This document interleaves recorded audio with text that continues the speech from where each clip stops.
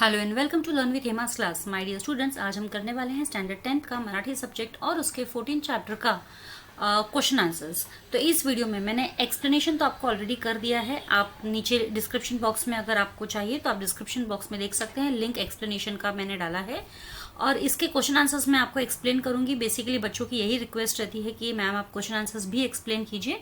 तो जैसे अभी ये कृति है तो कृति में तो इतना एक्सप्लेनेशन का जरूरत नहीं है, बट हाँ डेफिनेटली जहाँ पर स्वमत वगैरह आएंगे वहां मैं आपको डेफिनेटली एक्सप्लेन करूंगी। तो कृति तो सिर्फ मैं रीड आउट कर लेती हूँ। तो ये मेरे आंसर्स का मैंने सेपरेट वीडियो इस बार बनाया है। हमेशा साथ में बनाती हूँ, बहुत लंबा हो जाता है, इसलिए इस बार मैंने सेपरेट बनाया है। तो चलिए शुरू करते हैं। तो सबसे हमारा पहला है क्वेश्चन, ये कृति करा है, आकृत्या पूर्ण करा। लेखकाच्या बालपणीचा दिनक्रम, मतलब की बचपन का उनका क्या शेड्यूल था दिन भर का, आणि लहानपणी किंवा लहानपणीच्या लेखकाच्या असलेल्या दिवसभराचा कार्यक्रम, या फिर बचपन में उनका जो दिन भर का कार्यक्रम है वो क्या था। तो उसमें हमारे 4 ऑप्शन मतलब 4 आंसर्स है इसके। गलीतल्या मुलांना जमा करून भर उन्हात विटी तांडू पतंग उड़वणे, मतलब गली के बच्चों को जमा करके भरी दोपहर में गिल्ली डंडा और पतंग उड़ाते थे। कधी कैंप मधील कैनल मध्ये चोरून पोहणे, कैंप के कैनल में चुपके चुपके स्विमिंग करना। कैरिया पेरू पाड़ून त्याचा भरपूर स्वाद घेणे, कैरी और पेरू तोड़कर उनका आनंद उठाना, मजे उठाना उनके स्वाद का। घरातील जळणाच्या लाकडाची बैट व स्टंप करून व जूना पुराना बॉल घेऊन क्रिकेट खेलने, और घर पे जो जलाने के लिए लकड़ी लाया करते थे वो लकड़ी का बैट और स्टंप बनाते थे और जूने कोई पुराना बॉल से क्रिकेट खेलते थे। नेक्स्ट कृति है, लेखकाच्या पाठीवर या गोष्टींचा वर्षाव होई, उनके पीठ पर किन चीजों का वर्षाव होता था। धमाक लाडू चापट पोड़िया, धमाक लाडू चापट पोड़िया दोनों का ही मतलब होता है मार पड़ना। लेखकाच्या बालपणीचा स्वभाव, बचपन का उनका क्या नेचर था, वो खेळकर ते प्लेफुल थे, खोडकर ते मिस्चिवियस थे, एंड उपद्व्यापी, उपद्व्यापी यानी नॉटी थे। है लिहा, लिहा में पहला क्वेश्चन है, लेखकाला पुण्याला ठेवण्यामागच्या आई वडिलांचा उद्देश्य, यानी लेखक को पुणे में ही रखने का उनके माता पिता का मतलब पुणे में क्यों रखना चाहते थे, उनका क्या उद्देश्य था उनके माता पिता का। तो सबसे पहला उद्देश्य ये था कि मुलाने चांगले शिकावे, उनके बच्चे अच्छे से सीखे पढ़ाई करें। और दूसरा उद्देश्य ये था कि मोठा ऑफिसर होऊन घराण्याचे नाव उज्ज्वल करावे, कि वो बड़े ऑफिसर बन के अपने घर का नाम रोशन करें। तो ये उनका सेकंड मकसद था। अब जो दूसरा है, लिहा में लेखकाने ग्राउंड्समॅनला केलेली मदत, ग्राउंड्समॅन को किस टाइप की हेल्प करते थे। तो पहला है प्रैक्टिस संपल्यावर चेंडू गोळा करून ठेवणे, है ना, जब प्रैक्टिस खत्म हो जाती थी क्रिकेटर्स की तो बॉल्स जमा करके रखने में, आणि दूसऱ्या दिवसासाठी ग्राउंड पर पानी मारने, और दूसरे दिन के लिए ग्राउंड पर पानी मारना, ये उनका उद्देश्य था। अब ये तीसरा जो है वो एक तरह से मैच द कॉलम है, जोड़िया लावा। तो ये डायरेक्टली आंसर्स यहाँ पे दिए हुए हैं। तो गरीब क्या है, कुटुंब। तुटपुंजा क्या है, पगार। कैंप मधील कैनाल, जूना पुराना बॉल।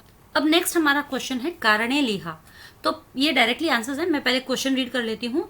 तो पहला हमारा क्वेश्चन है, लेखकाच्या आई वडिलांनी मन घट्ट करून मुलांचा निरोप घेतला, कारण। तो उनके मम्मी पापा ने एकदम मन कड़क करके बच्चों को छोड़ा पुणे में और उनको टाटा बोलकर गए, क्यों। कारण मुलांनी चांगले शिकावे व मोठा ऑफिसर होऊन घराण्याचे नाव उज्ज्वल करावे, है ना, बच्चा अच्छा सीखे और बड़ा होकर घर का नाम रोशन करे, असा त्यांचा उद्देश्य होता, ऐसा उनका मकसद था।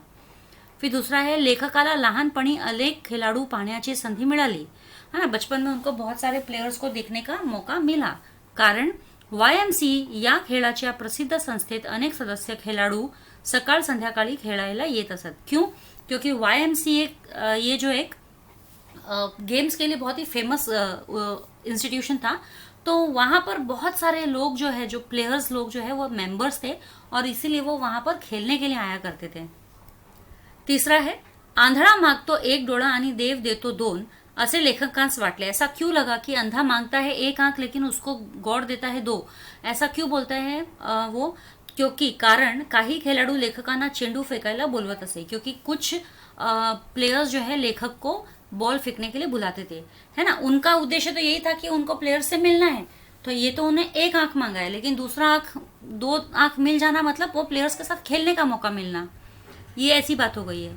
नेक्स्ट हमारा क्वेश्चन है, दुसऱ्या मुलांच्या हातात खेळणी पाहून लेखकांना लहानपणी त्यांच्या हेवा वाटत असे। दूसरे बच्चों के हाथ में गेम्स देखकर लेखक को उनका जेलसी होता था, वो क्यों, कारण लेखकाच्या वडिलांना मुलांसाठी खेळणी विकत घेणे शक्य नव्हते, क्योंकि लेखक के फादर को बच्चों के लिए गेम्स लेने के लिए पॉसिबल ही नहीं था, क्योंकि उनका फायनान्शियल पोझिशन उतना अच्छा नहीं था. अब नेक्स्ट, लेखकांच्या वडिलांना त्यांच्या मुलांसाठी खेळणी विकत घेणे शक्य नव्हते. अब ये वही आगे कंटिन्यू हो रहा है कि लेखक के पापा को उनके अपने बच्चों के लिए वो गेम्स या खिलौने क्यों नहीं खरीद पाते थे, वो क्यों पॉसिबल नहीं था उनके लिए. कारण ते त्यावेळी पोलीस खात्याच्या तुटपुंज्या पगारावर नोकरी करीत होते, क्योंकि उस वक्त वो पुलिस स्टेशन में एक छोटे से पगार पे, छोटे से सैलरी पे काम करते थे. अब लास्ट वाला है ये कारणे लिहा में, लहानपणी लेखकांच्या पाठीवर घरातल्यांकडून धम्मल लाडू व चापट पोळ्यांच्या यथेच्छ वर्षाव व्हायच्या. मतलब बचपन में लेखक के पीठ पर बहुत ही मुक्के पड़ते थे, धमाक लाडू और चापट पोड़िया मतलब हाथ से पड़ती थी, मुक्के पड़ते थे, ऐसा बहुत होता था. उनके ऊपर जैसे बारिश हो जाती थी इन मुक्कों की और मार की. क्यों? कारण दिवसभर खेळून संध्याकाळी घरी येईपर्यंत त्यांच्याबद्दल बऱ्याच तक्रारी आईच्या कानावर आलेल्या असायच्या. क्योंकि दिन भर जब वो बाहर से खेलकर घर पे आते थे शाम को, तो उनके आने से पहले ही उनकी मम्मी के पास में उनके बारे में बहुत सारी कंप्लेंट्स आ जाती थी. ठीक है. अब ये जो नेक्स्ट है हमारा एका वाक्यात उत्तरे लिहा है. तो इसका पहला जो हमारा क्वेश्चन है मैं पढ़ लेती हूँ. बालपणी लेखकाच्या असलेल्या दिवसभराचा कार्यक्रम लिहा. बचपन में लेखक का दिन भर का क्या कार्यक्रम होता था. तो गल्लीत मुलांना जमा करून विटी दांडू खेळणे, है ना, गली में बच्चों को जमा करके विटी दांडू खेलना, पतंग उड़वणे, पतंग उड़ाना, कैनल मध्ये चोरून पोहणे, कैनल में सीक्रेटली स्विम करना, कैरिया पेरू तोड़ून त्याचा यथेच्छ स्वाद घेणे, कैरी और पेरू तोड़कर उनके स्वाद के मजे लेने, घरात जाळण्यासाठी आणलेल्या लाकडातून बॅट व स्टंप तयार करणे, जलाने के लिए लाई हुई लकड़ियों में से बॅट व स्टंप तयार करना आणि जुना बॉल पैदा करून क्रिकेट खेळणे असा लेखकाचा दिवसभराचा कार्यक्रम असे. और पुराना कोई बॉल कहीं से तो भी तैयार करना और दिन भर खेलना ये उनका काम था. सेकंड क्वेश्चन है, लेखकाच्या वडिलांना मुलांसाठी खेळणी घेणे का परवडत नसे. मतलब लेखक के फादर को बच्चों के लिए खिलौने लेना क्यों नहीं परवडता था. तो आन्सर आहे, लेखकाचे वडील पोलीस खात्यात तुटपुंज्या पगारावर नोकरी करीत असल्यामुळे गरिबीमुळे त्यांना मुलांसाठी खेळणी घेणे परवडत नसे.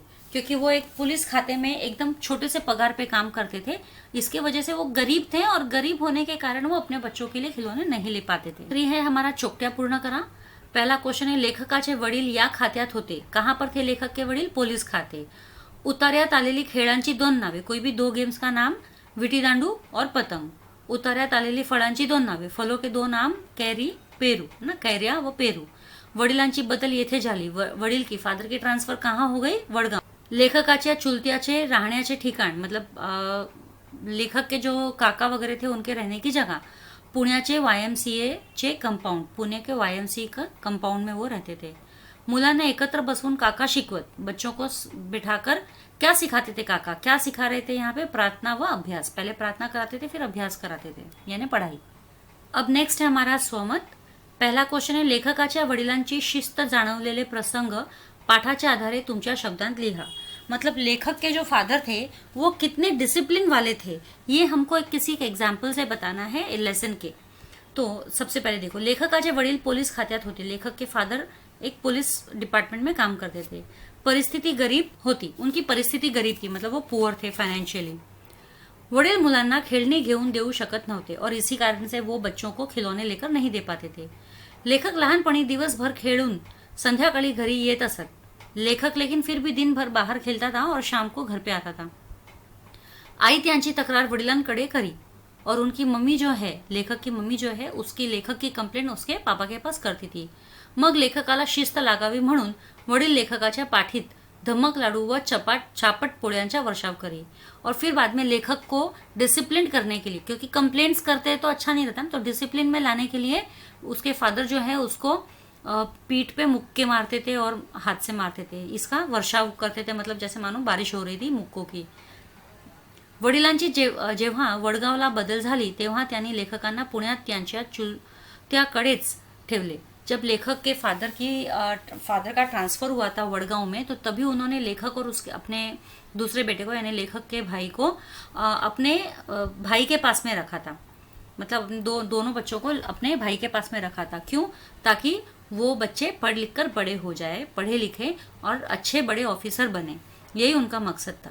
तो या मागे त्यांची तळमळ व शिस्त होगी. इनके पीछे भी उनकी एक इच्छा ही थी, एक डिसिप्लिन भी था.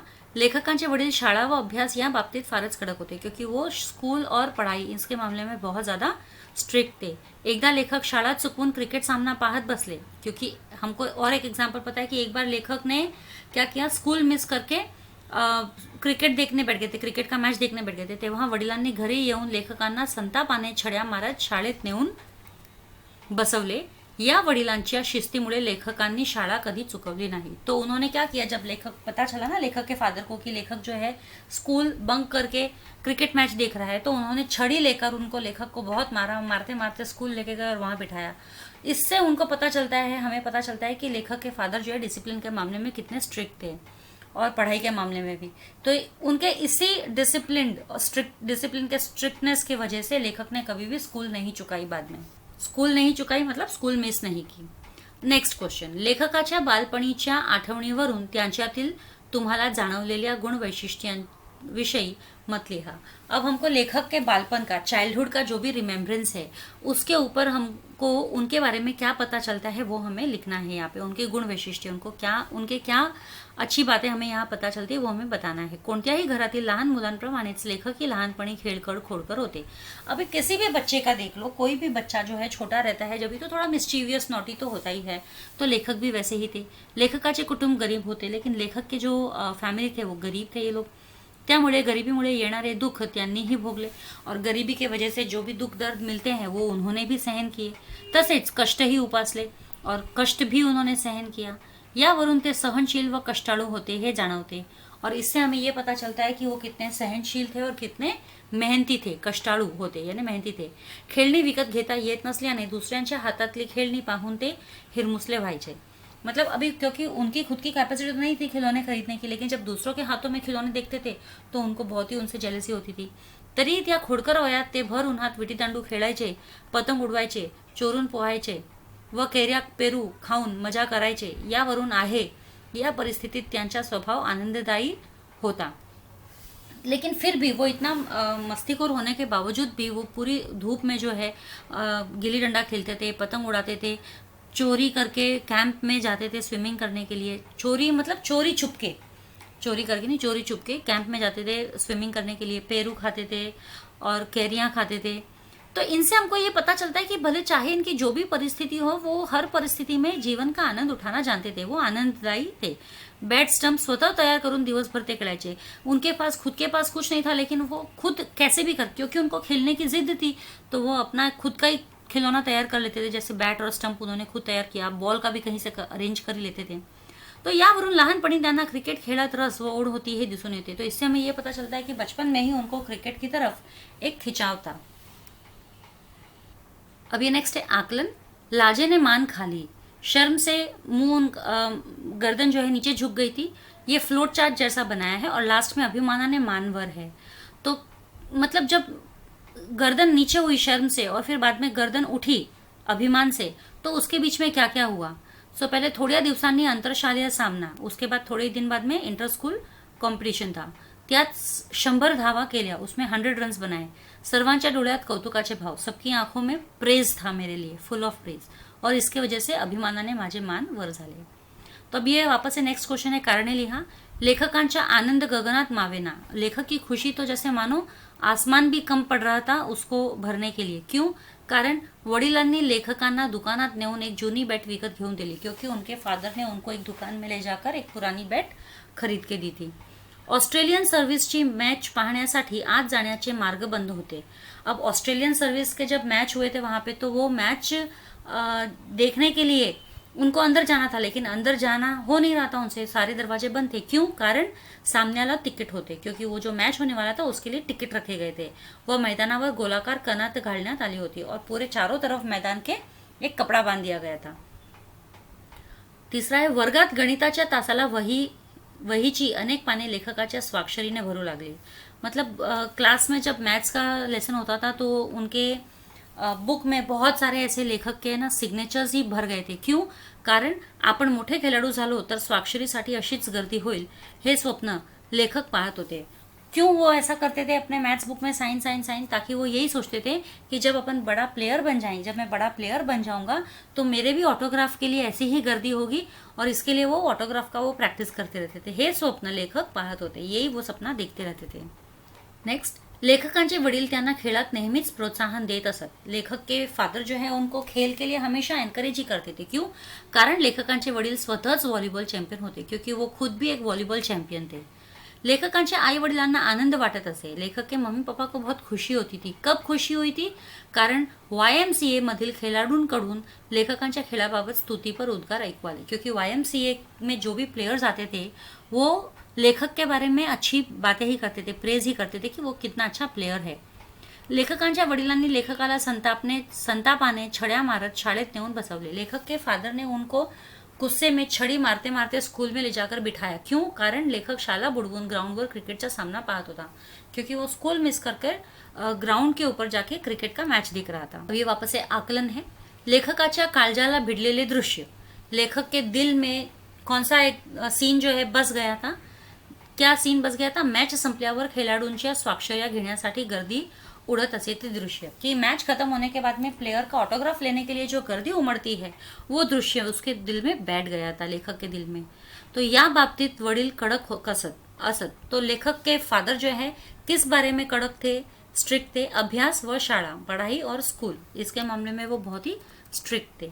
अभी या दोन संघांना पुन्हा क्लब ग्राउंडवर मॅच झाली. मतलब ये दो ग्रुप्स के बीच में इस क्लब के ग्राउंड पे मैच हुई थी. कौन सा क्लब? ऑस्ट्रेलियन सर्विस संघ और YMCA संघ. वडील या खेळात चॅम्पियन. फादर इस खेल में चैंपियन थे. अभी ये चौकटी पूर्ण करा हो गया. फादर कौन से खेल में चैंपियन थे? वॉलीबॉल. वडिलांचा मासिक पगार मतलब महीने का पगार कितना था वडील का? 24 रुपये, सिर्फ 24 रुपीज. वडिलांनी दिलेल्या बॅटची किंमत किती थी? 6 रुपये, सिर्फ 6 रुपये. वर्गात लेखकाच्या तोंडून न कळत आलेले उद्गार. लेखक के मुंह से बिना जाने ही, मतलब बिना समझे जो मुंह से उनके निकली वो था हाउस दैट. लेखकाने या सामन्यात 100 धावा केल्या. इस सामने में 100 रन्स बनाए. किसमें? अंतरशालेय सामन्यात. मतलब अंतरशालेय मतलब इंटर स्कूल कॉम्पिटिशन में. शाबासकी देणारे. शाबासकी कौन देने वाले थे तब? विद्यार्थी व शिक्षक. लेखकांच्या वडिलांची परत बदली झालेले ठिकाण. वापस से उनकी जो बदली हुई थी वो कौन सी जगह थी लेखक के पेरेंट्स की? पुणे. लेखकांच्या खेळाबाबत स्तुतीपर उद्गार काढणे. किसने बताया लेखक के बारे में अच्छे प्रेज वर्दी वर्ड्स किसने बोले? YMCA मधील खेळाडू मतलब प्लेयर्स.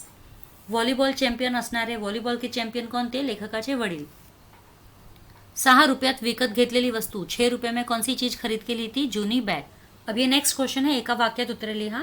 लेखक व त्यांचे मित्र यांच्यात कोणती रसभरीत चर्चा होत असे. मतलब लेखक और उनके फ्रेंड्स के बीच में कौन सी एकदम इंटरेस्टिंग बातें होती रहती थी. तो क्या बातें करते थे वो लोग? जब झाड़ के ऊपर से क्रिकेट देखते थे तो क्या बातें करते थे? खेळात कोणी झेल कसा घेतला, किसी ने कैसे कैच लिया, कसा सोडला, किसने कैसे कैच छोड़ दिया, दांडी कशी उडाली, विकेट कैसे उडे, चौकार कसा मारला, चौका कैसे मारे, याची रसभरीत चर्चा लेखक व त्यांचे मित्र यांच्यात होत असे. इसका रसभरीत चर्चा यानी कि रस ले लेकर बातें करना.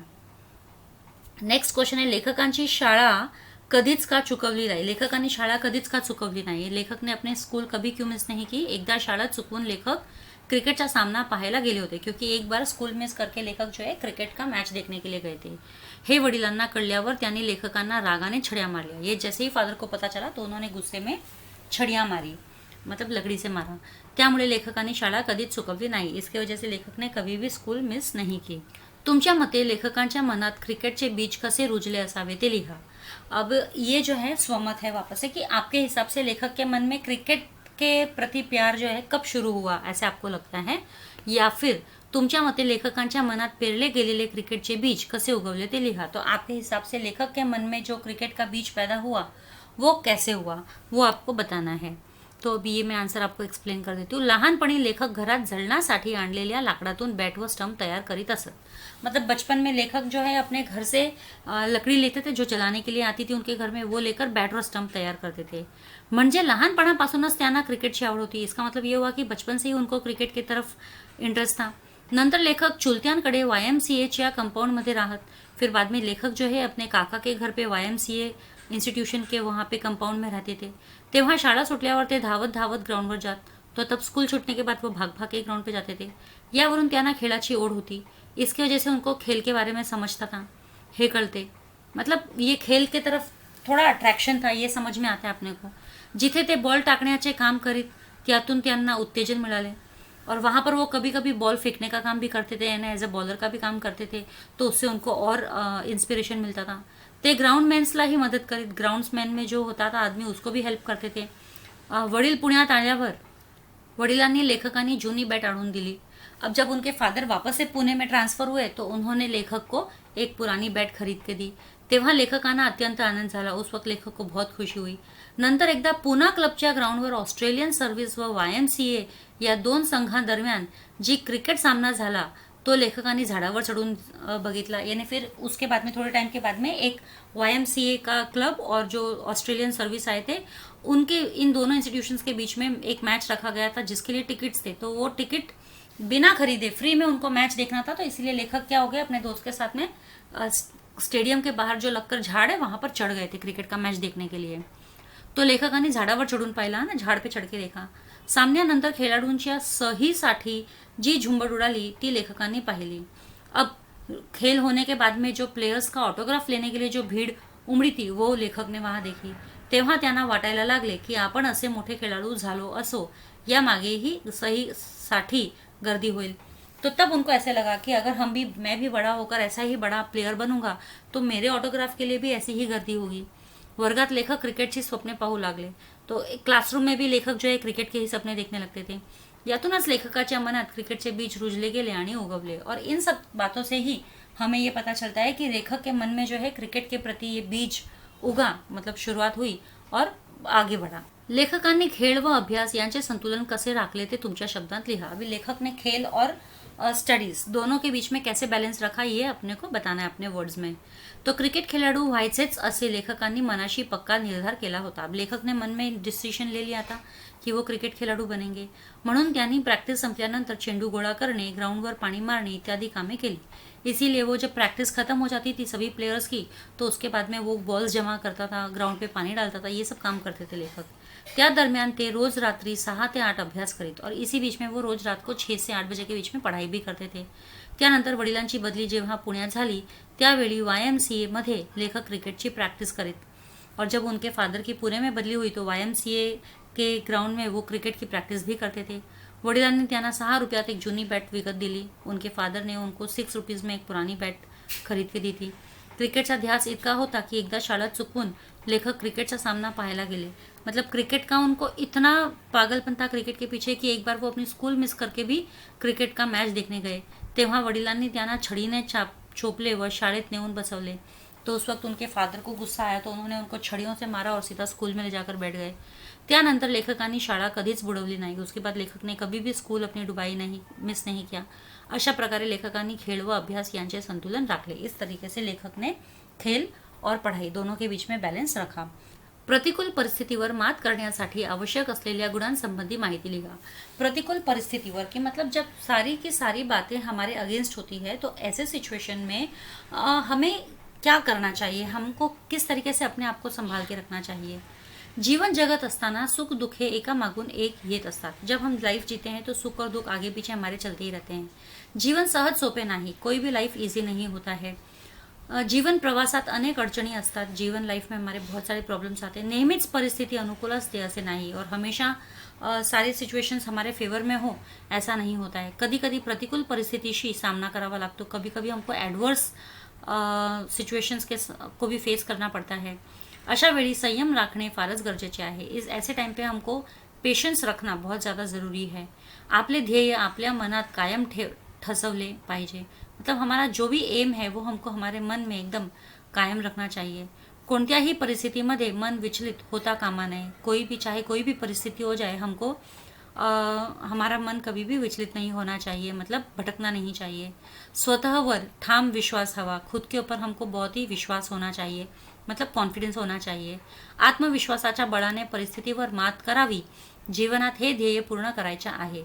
मतलब हमको हमारे कॉन्फिडेंस के ऊपर ही जो भी उसके स्ट्रेंथ पर ही हमको जो भी सिचुएशन हमारे सामने आते हैं उसको फेस करना है, उसको हराना है. तो और जीवनात हमारे लाइफ में जो भी हमारा गोल है, जो भी ध्येय है, जो भी गोल है, वो पूरा करना ही है। हे ठळकपणे डोळ्यांसमोर हवे।